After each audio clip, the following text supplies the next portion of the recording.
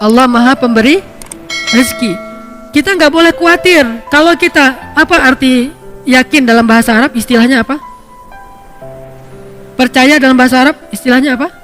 Iman. Iman itu dari bahasa aman yang artinya nyaman, tidak ada rasa gundah, tidak ada gangguan, tidak ada zilzal, guncangan, tidak ada raib, keraguan-raguan, aman. Maka orang yang beriman hatinya aman. Orang yang beriman hatinya tentram. Orang yang beriman hatinya nyaman. Kalau kita yakin bahwa Allah Maha Pemberi rezeki, maka kenapa kita merasa takut? Kenapa kita merasa sedih? Kenapa kita merasa khawatir? Kenapa kita merasa gundah? Kenapa kita merasa was-was?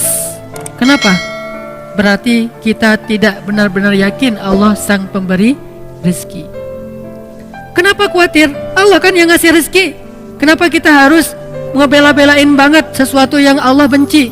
Kita ambil sesuatu yang Allah larang demi mendapatkan sesuatu nasi, katanya ikhtiar. Padahal Allah yang memberi rezeki, bukan pekerjaan, bukan seseorang, bukan siapapun, tetapi Allah lah yang memberi rezeki. Sehingga orang yang yakin kepada Allah bahwa Allah itu Maha Pemberi rezeki, dia tidak akan, pikirannya itu nggak akan kemana-mana, nyaman. Tapi ketika dia mulai suuzon sedikit saja, bisa nggak ya saya makan hari ini? Berarti dia sudah suuzon kepada zat Allah Sang Maha Pemberi rezeki. Kalau saya nanti nikah, saya bisa ngasih makan nggak kepada istri dan anak-anak saya? Asa ayyughniyahumullah, kata Allah. Allah yang akan mencukupkan kebutuhan mereka. Yughni bukan cuma cukup, memperkaya mereka. Ngapain lagi khawatir? Yang penting laksanakan perintah Allah. Kalau Allah bilang kerja, ya kerja. Allah bilang cari yang halal, ya cari yang halal. Setelahnya nggak usah khawatir. Maka belajar akidah itu nomor 1 dalam agama. Namanya fiqhul akbar, fikih terbesar.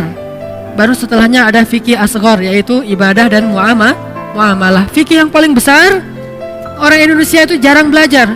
Baru masuk ke musola, ke masjid, anak kecil baru TK atau SD langsung diajarkan tentang sholat, fikih kecil. Diajarkan tentang akhlak, fikih kecil.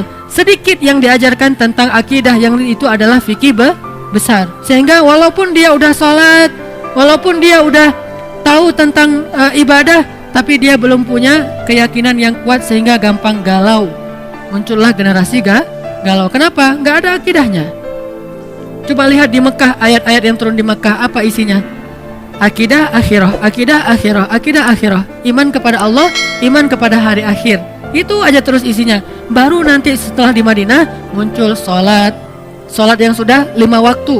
Walaupun dia menjelang hijrah ke Madinah, sholat 5 waktu, kemudian puasa, kemudian zakat, kemudian jihad, kemudian menutup aurat, hijab, kemudian haji, umrah di Madinah. Kalau sholat menjelang Madinah, walaupun sholat itu udah ada sejak awal risalah, tapi dikonsep dalam bentuk 5 waktu menjelang ke Madinah. Intinya syariat itu baru muncul setelah sampai di Madinah. Sebelumnya akidah akhirah, akidah akhirah. Coba lihat ayat-ayat tentang yang di juz Amma, rata-rata akhirah, akidah. Ini menunjukkan bahwa yang harus kita bangun terlebih dahulu adalah jangan suuzon sama Allah. Kalau kita udah nggak suuzon sama Allah, insya Allah kita nggak akan suuzon sama manusia. Kita tidak akan menjelek-jelekkan manusia. Kenapa? Bagaimanapun juga dia adalah ciptaan Allah. Makanya salah satunya yang paling gampang, misalnya Allah Maha Pemberi rezeki. Udah, kenapa ragu? Kenapa kita bilang ini jangan, ini nggak boleh, pekerjaan ini haram, tapi keuntungannya gede? Berarti makin gede dosanya. Udah, tinggalkan saja pekerjaan ini, ambil pekerjaan lain yang halal. Terus saya mau makan apa? Nah, ini nggak yakin sama Allah nih, iftira. Ini suuzon sama Allah. Kalau misalnya dikatakan ini haram Ustaz, haram. Tanya lagi ke Ustaz lain, Ustaz ini halal nggak? Haram. Ustaz ini halal nggak? Haram. Dalilnya jelas. Ya sudah, mulai hari ini juga saya langsung akan resign. Saya akan minta berhenti. Bahkan uang pensiunnya pun saya nggak berani makan. Kalaupun saya ambil, saya kasih ke fakir miskin, tapi saya tidak akan makan. Kenapa? Saya tahulah Allah yang Maha Pemberi rezeki. Falima syak. Lalu kenapa ragu? Kenapa was-was? Kenapa khawatir? Gara-gara kurang yakin kepada Sang Pemberi rezeki. Kan enak hidup kalau udah yakin sama Allah Maha Pemberi rezeki. Dan yakin itu yakin yang paling benar. Kalau keyakinan kepada selain Allah, keyakinan yang palsu. Hari ini kita mendapatkan bukti, besok udah nggak ada lagi bukti itu, dia sudah mengecewakan. Tapi kalau yakinnya kepada Allah, Allah Maha benar. Kita sering mendengar itu, shadaqallah. Bahkan kalau ada orang yang ngaji lupa bilang shadaqallahul azim, kita protes. Tapi kita nggak percaya sama Allah, itu aneh tuh. Ada orang ngaji, kan shadaqallahul azim itu bukan bagian dari ayat ya.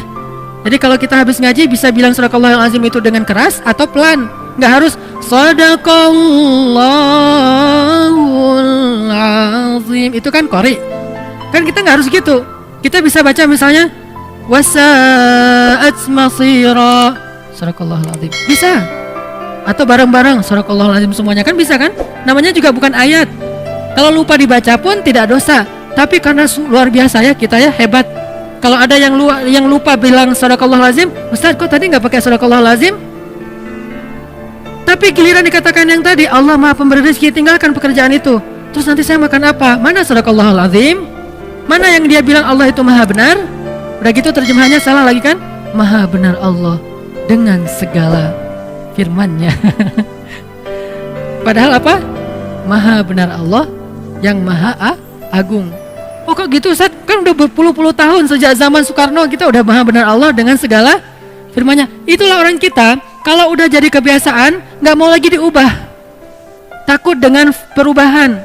Dia bilang nggak boleh fanatik. Kenapa fanatik kepada yang nggak benar? Kenapa nggak berfanatik kepada yang benar? Itu aja udah terjemahannya salah. Dan terus kenapa juga harus kalau ada qori itu terus sari tilawah harus perempuan? Mentang-mentang gara-gara istilahnya sari gitu harus perempuan?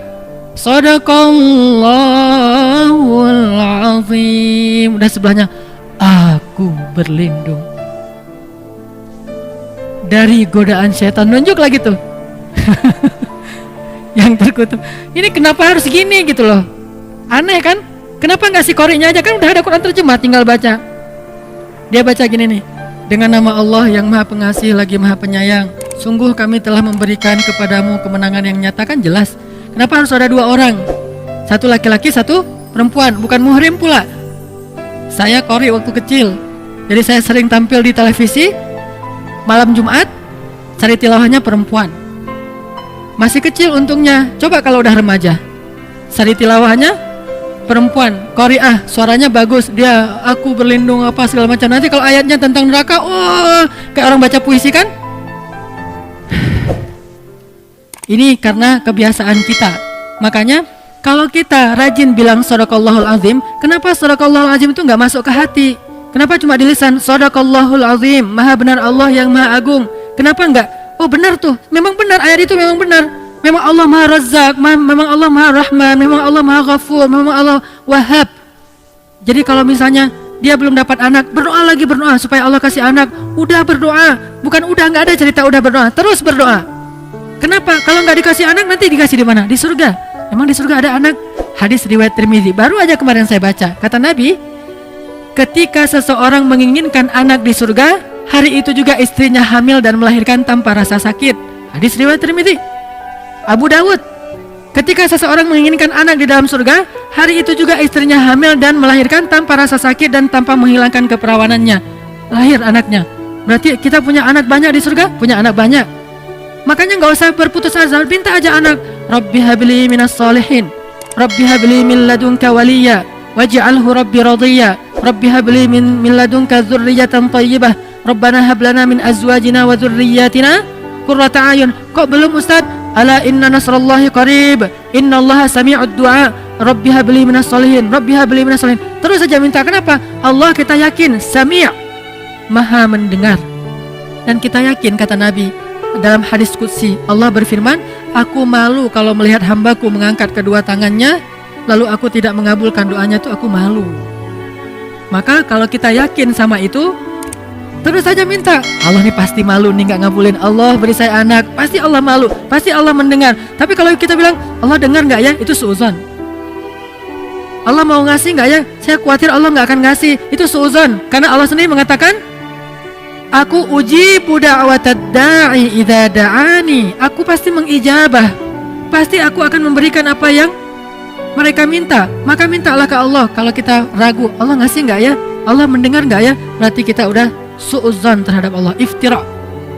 Padahal Allah sami'ud du'a. Allah wahhab, maha pemberi. Allah syakur, maha menghargai. Allah razak, maha memberi rezeki. Ini nggak boleh kita ragukan sedikit pun, sampai nanti kita malah bersu'udzon kepada Allah. Mengurangi hak Allah itu nggak boleh.